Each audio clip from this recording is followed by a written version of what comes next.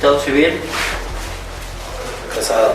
nombre de su esposa, Con la que estoy casado es Alejandrina Salazar. Con la que vivo es con Emma Coronel Aispuro.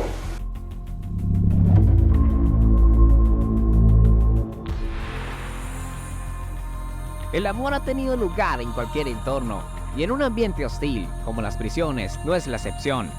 Pues en la prisión de Puente Grande se dio uno de los romances más reconocidos entre la mafia, donde una delincuente reconocida con el nombre de Zulema Julia Hernández se dejó seducir por los encantos de un popular capo del cártel de Sinaloa, pero que infortunadamente eso terminaría provocándole una muerte caótica y tormentosa, dejando en evidencia que el amor fue su condena de muerte. Hoy desde el rastro del narco, te contaremos de los últimos pasos dados por una ex amante del Chapo, que terminó siendo masacrada por el simple hecho de haber tenido un romance con el líder del cártel de Sinaloa. Pero antes de continuar, quisiera preguntarte, ¿crees que el Chapo Guzmán se enamoró alguna vez durante su vida? Te invito a que te suscribas a nuestro canal, donde encontrarás más contenido como este. No tiene ningún costo. Joaquín Guzmán, conocido por su tangible trayectoria criminal, uno de los capos con mayor notoriedad en las últimas décadas, un hombre lleno de ambiciones que lo rodearon los hechos delictivos, pero también resaltó por vivir una vida de bohemio, en donde sin lugar a duda, tuvo muchas mujeres con las que estableció relaciones clandestinas y de hecho, engendró su descendencia. Pero sin lugar a duda, una relación que cautivó la atención de muchos es la que tuvo con Zulema Julia Hernández, una mujer inmiscuida en el delito y que terminaron sus días de una manera muy tormentosa. Para colocarles al tanto, Zulema Julia Hernández nació en medio de una familia disfuncional, donde nunca tuvo la dicha de conocer a su padre. Su madre se dedicaba a la prostitución y por lo general, la pequeña siempre se encontraba sola en casa junto a su hermano. En medio de esta carencia de recursos y sumidos en la absoluta pobreza, hizo que la pequeña Zulema se refugiara en las drogas y realizara algunos delitos que consistían en hurtos pequeños para poder sobrevivir. Ante la falta de oportunidades, la pequeña Zulema tenía que tolerar muchas situaciones en el interior de su vivienda y generalmente con su hermano solían esconderse de los clientes de su madre para evitar ser víctimas de abusos o maltratos, pues por lo general los acompañantes de su madre eran delincuentes, alcohólicos, drogadictos que en ocasiones estaban armados, hombres de dudosa reputación que por lo general eran violentos y agresivos. Todo esto colocaba en desventaja a los infantes. La madre de los dos niños, abrumada por sus adicciones, decidió buscar un cambio de vida y por esto se internó en un centro de rehabilitación huyendo de su pasado y en busca de una mejor vida, pero abandonó a sus dos hijos. La pequeña Zulema, que para esa fecha tenía 13 años y era una adolescente, tuvo que arreglárselas para poder sobrevivir y buscar llevar una vida distinta a la de su madre, alejada de la idea de vender su cuerpo por unos cuantos pesos. Es aquí cuando la jovencita se inclina por subsistir a como de lugar y terminó involucrándose con el uso de armas y tráfico de sustancias psicoactivas. También se involucró en hurtos que al final de cuentas consideraba que solo tomaba lo que necesitaba, en una especie de intento que pudiera justificar sus acciones. Al final, sí era una resentida de la vida, pues era injusto que otros tuvieran las oportunidades que ella en ningún momento tuvo, y sus acciones solo buscaban suplir esas innumerables necesidades que tuvo.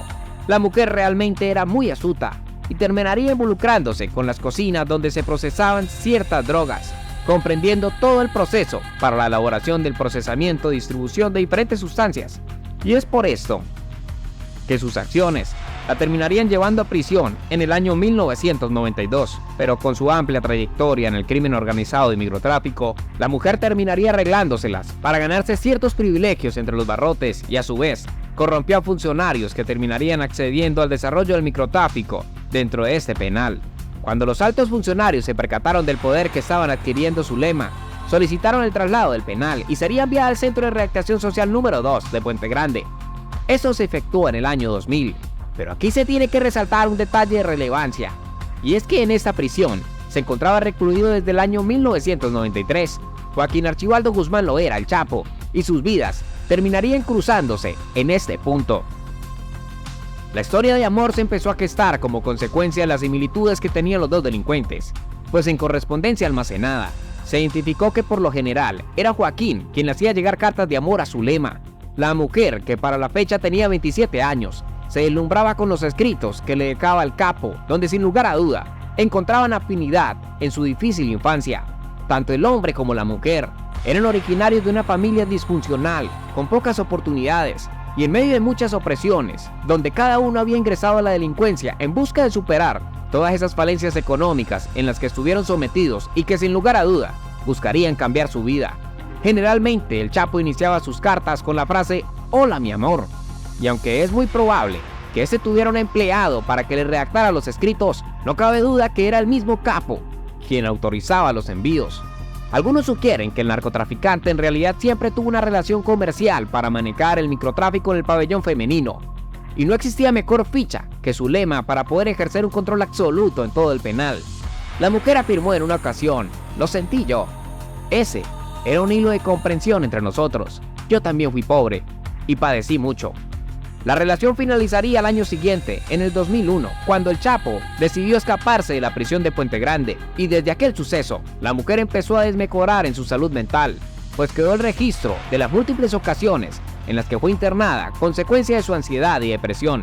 Finalmente, luego de otro traslado, la mujer conseguiría su libertad en el año 2006, y en este punto, estando distante del Chapo, su pasado terminaría alcanzándola, para pasarle una cuenta de cobro demasiado elevada. El 17 de diciembre, los habitantes del municipio de Ecatepec reportaron la presencia de un automóvil extraño, abandonado durante varias horas. El vehículo estaba estacionado en un costado de la carretera México-Pachuca y no había rastro de su propietario. Cuando las autoridades llegaron al lugar, el olor que emanaba el automóvil les dio una bienvenida, como un presagio de la atrocidad que estaban a punto de descubrir. En el maletero, encontraron el cuerpo de una mujer semidesnuda, envuelta y amarrada con cintas. Era Zulema Julia Hernández, que en este momento tenía 35 años. Su cuerpo mostraba signos evidentes de golpes, torturas y mutilaciones. El detalle más sombrío era la marca de una Z tallada con un cuchillo afilado en su espalda. Esa misma letra, aunque en menor tamaño, estaba escrita en su abdomen, glúteos y senos. Era el siniestro sello de los Zetas, uno de los principales adversarios del cártel de Sinaloa. Para el año 2008, las calles de México se habían convertido en un verdadero caos. Apenas habían pasado 2 años desde el inicio de la controvertida guerra contra el narcotráfico emprendida por el gobierno. El único resultado evidente era el aumento de la brutalidad en las calles. Uno de los principales perpetradores de esta violencia eran los Zetas, un grupo de operaciones especiales compuestos por exmilitares que se habían unido al servicio del cártel del Golfo. Como su fuerza principal, libraban batallas en diferentes puntos del país contra los sicarios del cártel de Sinaloa y otros competidores en el negocio del narcotráfico. La escalada de violencia fue tan intensa que las fuerzas federales tuvieron que intervenir en enfrentamientos entre las fuerzas del gobierno y la delincuencia organizada. Muchos atribuyeron el crimen de Zulema como un mensaje directo al líder del cártel de Sinaloa. La guerra entre estos dos cárteles estaba en su punto más pronunciado, y es que en ese mismo año, el hijo del Chapo, Edgar Guzmán, también había sido abatido, aunque expertos sugieren que la muerte de esta mujer iba más allá de una simple rencilla con el Chapo, pues para ese entonces, el periodista Julio Scherer García, muy reconocido por ser el fundador de la revista Procesos, estaba adelantando unas investigaciones en donde Zulema Julia Hernández otorgó unas declaraciones que colocaban al descubierto la corrupción que existía en el interior de los centros carcelarios, donde los narcotraficantes o líderes de la mafia tenían mucho control sobre los pabellones de los diferentes penales y de hecho, colocaba en evidencia que en muchas ocasiones los capos de la droga trasladaban sus oficinas a las prisiones porque desde allí enviaban gigantescas cantidades de narcóticos a los Estados Unidos y sus emisarios o mandaderos eran policías, directivos de las prisiones y hasta custodios que velaban por su seguridad en el interior de la prisión. A estos vínculos que la mujer expuso también le atribuyeron el motivo de su terrible muerte, pues son muchos secretos que nunca se conocerán y la voz de aquellos que hablan siempre intentarán silenciarla. Una realidad que sumerge a México desde hace décadas y que seguramente nunca se sabrá la verdad de este terrible crimen.